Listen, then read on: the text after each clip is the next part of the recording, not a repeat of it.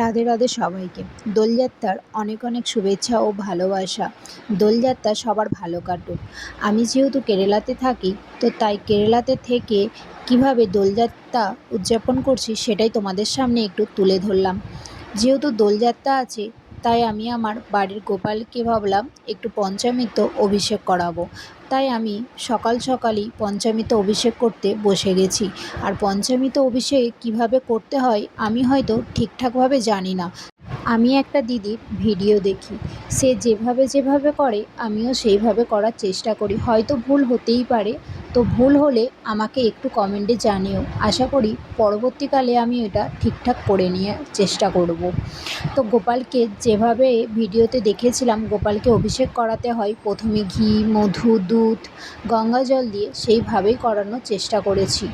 তো দেখতেই পাচ্ছ, প্রথমে আমি ঘি দিয়ে দিয়েছিলাম, তারপরে মধু দিয়ে করে দিয়েছিলাম, তারপরে দই দিয়েছিলাম, তারপরে দুধ দিয়েছিলাম, আর লাস্টে গঙ্গা জল দিয়ে স্নান করিয়েছিলাম। গঙ্গা জল দিয়ে স্নান করানোর পর ওকে আমি ভালো জল দিয়েও স্নান একবার করিয়ে দিয়েছি। করানোর পর গাটা আরে মুছিয়ে দিয়ে ওকে নতুন জামা কাপড় পরিয়ে ফুল দিয়ে ওকে একটু আবির পায়ে দিয়ে একটু কপালে দিয়ে, আর আমি একটু আমার বাড়ির গোপালকে ফল প্রসাদ আর একটু মিষ্টি দিয়ে এইভাবেই আমি সেবা করেছি।